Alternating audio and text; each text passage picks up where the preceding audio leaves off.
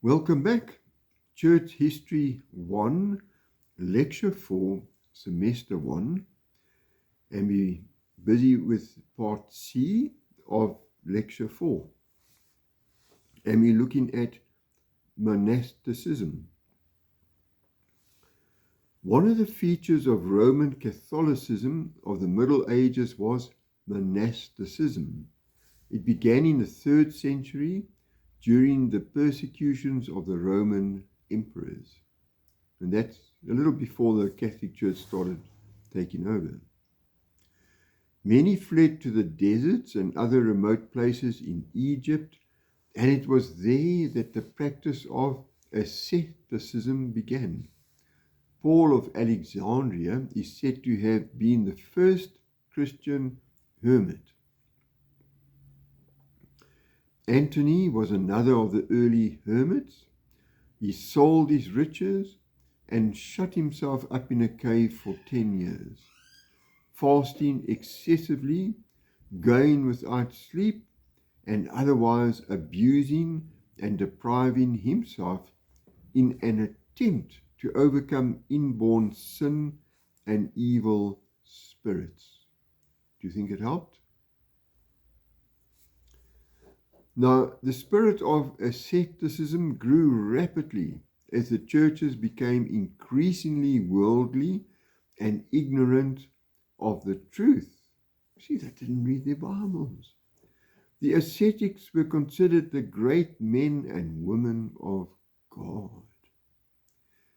Many made pilgrimages to visit the hermits, thinking that they would thus obtain God's blessing. Wow, they should have been reading their Bibles. The ascetic life was promoted by many of the church fathers, including Jerome, Basil, Augustine, and Chrysostom. At first, the ascetics dwelt alone, but over time, they formed communities. Pachomius of Egypt is said to have formed the first monastic society. By the time of his death in the middle of the 4th century, there were many monasteries, 3,000 monks, and 27,000 nuns. Now, can you explain to me why there's always so many more nuns than there are monks? 3,000 against 27,000. Why? Okay, I don't have the answer myself. By the beginning of the 5th century, there were 50,000 monks and many more nuns. Actually, there were so many nuns they were not able to take a count or head count of them. The head of the community was called the abbot or father, and he was obeyed in all matters. The practice of asceticism grew ever more intense and strange. They whipped themselves, deprived themselves of sleep for long periods, fasted for extremely long periods, partook of the most inedible food, took vows of silence, stood for days without sitting down, didn't bathe, kept hoods drawn over their faces, sat on top of pillars for months at a time. They withdrew from all normal human relationships, taking vows to isolate themselves from their loved ones for the rest of their lives. They submitted themselves to endless, vain rituals. Celibacy was exalted over marriage. Obviously, if you were a hermit like us, you couldn't get married in any case. The female ascetics, or let's just call them the nuns, because that's what they were ultimately, the nuns, the female ascetics, were said to be married to Christ when they took their vow of celibacy. So both the monks and the nuns had to take a vow of celibacy. Eventually, all of the monasteries came under the control of the Pope in Rome. Wow, so just think of that. They all went off in their own little ways as hermits, and they crept into little caves and that, and stayed there all by themselves. And then they started forming into communities, into monasteries, and eventually the control of those monasteries reverted back to the Pope. So the Pope had ultimate control over the monasteries. At first, the monasteries were overseen by the bishops of each area, but when the Pope took all authority unto himself, they came under the control of Rome. All monasteries had to be authorized by Rome and had to submit to the rules drawn up by Rome. Okay, let's look at the moral condition of the Roman Catholic Church. And this is a quotation. Popes had mistresses of 15 years of age, were guilty of incest and sexual perversions of every sort, had innumerable illegitimate children, and some of the popes were murdered in the very act of adultery. And they were murdered by typically jealous husbands who found them in bed with their wives.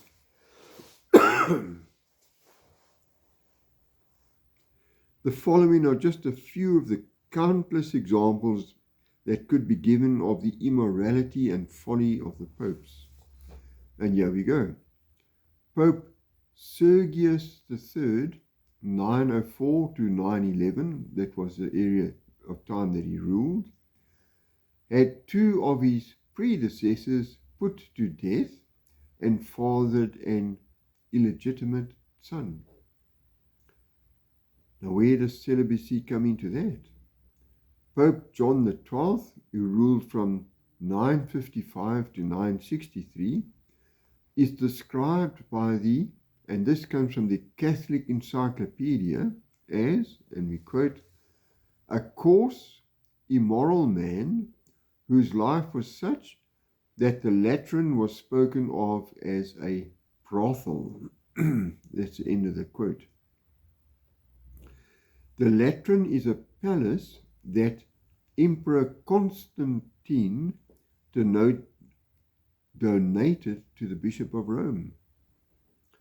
And let's look at John the 23rd, who ruled between 1410 and 1415. Now he made his brother's wife his mistress and had many other immoral relations with women.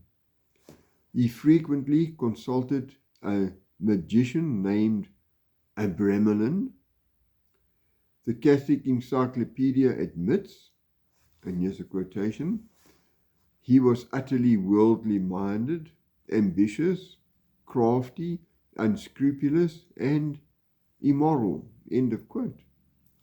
He was convicted by the Council of Constance of some 55 crimes, including the murder of his predecessor, Pope Alexander V, but also convicted of rape, sodomy, and incest. He was deposed from the papacy, but retained a position as cardinal and later became dean of the Sacred College in Rome. Oops, that just doesn't sound right. Anyway, so we look at another example. Pope Sixtus IV, who ruled between 1471 and 1484, erected a house of prostitution in Rome, the inmates of which, according to Dr. Jortin, and quotation, paid His Holiness a weekly tax, which amounted sometimes to 20,000 ducats a year. That's the end of the quote. Before he assumed the papacy, Pope Pius II, 1458 to 1464, wrote pornographic literature for a living. Even the Catholic Encyclopedia admits that he, in the quotation, freely indulged his passions, end of quote, and that he had 2 illegitimate children. Pope Innocent VIII, who reigned between 1484 to 1492, had at least 2 illegitimate children that he raised to positions of authority and wealth in the Catholic Church. He gained the papacy through bribery. He created new ecclesiastical offices and sold them to the highest bidder. Wow.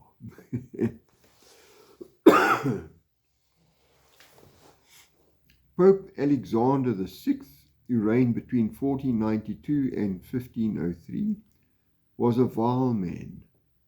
Before he bribed or otherwise his way to the papacy, he had at least 4 illegitimate children, and he made them rich through appointments after he was pope. He made his son, Caesar Borgia, a cardinal when he was only 18 years old. Caesar was an immoral and violent man who had his brother put to death, as well as his sister Lucrezia's husband. Alexander held unspeakable orgies in his palace and kept mistresses who were married women. He died of syphilis. Pope Julius II, who reigned between 1503 to 1513, was another of the drunken, immoral popes of the Dark Ages.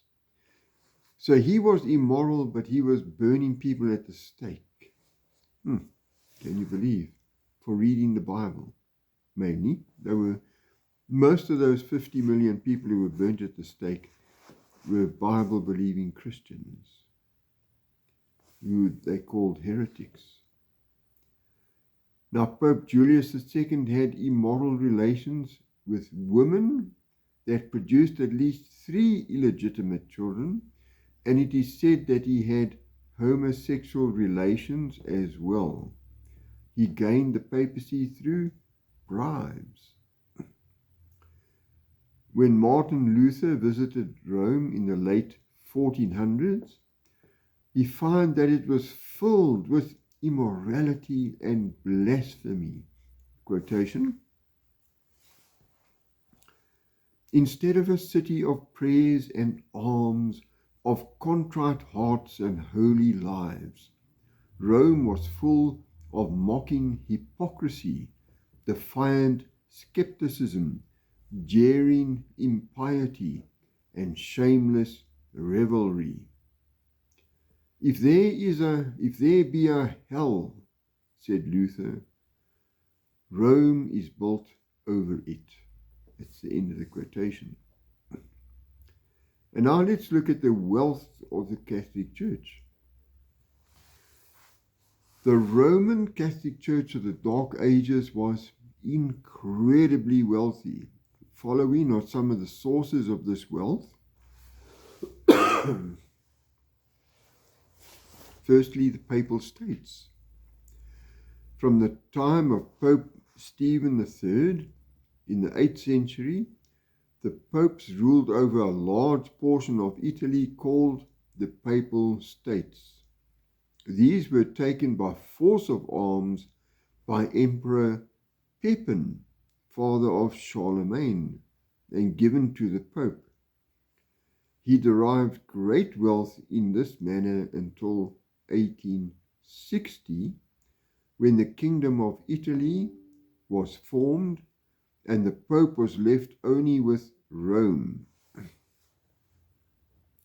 Later, he was left only with the Vatican City. Rome taught that it was the fitting recipient of the tithe. So in other words, they encouraged people to tithe, in other words, to give a tenth of their money, everything they got or earned, to God. But Rome said that the Church of Rome, was where you should give your money to. And because of this, great riches flowed into the coffers, into the Catholic coffers, in this manner from Catholic lands. So that they were imperialists, obviously, the Roman Catholic Church. They conquered all these countries and forced them to give them money. In the year 1376, the British Parliament noted that the taxes paid in England to Rome amounted to 5 times as much as those levied by the king. And this is just one country. That comes from Hassel, History of the Church of God, 1886, page 457. The Roman Catholic Church acquired enormous wealth from the tithes of kings. These tithes were not based upon the king's individual salary, but rather upon the profit of their kingdom, especially from wars and taking over other nations. The Roman Catholic Church would take all the assets of those heretics that were tortured and then killed. So wasn't it 10% tax or something like that? No. The Roman Catholic Church would take all of the assets of those heretics that were tortured and then killed. Now, one of the greatest sources of Rome's wealth is from the doctrine of purgatory. You've heard of purgatory? It doesn't exist in the Bible, but it exists in the Roman Catholic Church. Rome teaches her citizens, or her people who follow the Roman Catholic Church, citizens, that the souls of Christians do not go directly to heaven. I don't mention hell, but go instead to purgatory and are punished for an undetermined time until their sins were sufficiently expunged. Rome's good news is that these souls can be assisted through the masses purchased by their living loved ones. Untold billions of dollars have been paid to Rome with the hope that a loved one might escape the horrors of purgatory. The indulgences were promises that the Pope would forgive sins of the living or assist the dead in purgatory, and they were sold to the pitiful and blind people. Now I ask you, do you really believe that the Pope could forgive sins and assist the dead in purgatory? Do you think he has that power? Well, massive amounts of money were raised by this means for the papacy beginning in the 12th century. The Roman Catholic Church still teaches the doctrine of indulgences. They were recently affirmed by Pope John Paul II. And he passed away some time ago. Our latest Pope was Pope Francis, and he passed away on Easter Monday, 2025. So, if you can ask yourself this question, how many starving children can you feed with all that gold that Rome has, that the Roman Catholic Church keeps and brings to itself? how you could change the world, bring the gospel of Jesus Christ to people and feed the hungry and so many things. And not only that, but Rome gained massive wealth through the Inquisition and the Crusades. So the Inquisition and the Crusades was also about money, massive amounts of wealth. Rome had the power to confiscate all the wealth and possessions of her victims. So in other words, if somebody was accused of heresy, the Roman Catholic Church would go and they would confiscate all their property, their fixed property, their movable property, their gold, their bank accounts, whatever they had became, well, it went to the Church of Rome. So if you were a victim of the Inquisition, or you were killed in the crusade, you were actually also a heretic, declared to be a heretic, then all your money, all your possessions, everything you had was taken away from your family and was given to the church. And the scary part is that anybody could be condemned to the Inquisition and they had no legal recourse whatsoever. In other words, once they said you were a heretic, you lost any right to a lawyer or anything like that. You had zero legal recourse. You had to go with whatever happened. And that is the end of lecture 4. Let's just pray quickly. Father God, we just pray that everyone who's listening to these lectures will learn from them and be able to apply them in their life in the name of Jesus Christ. Amen. See you in lecture 5.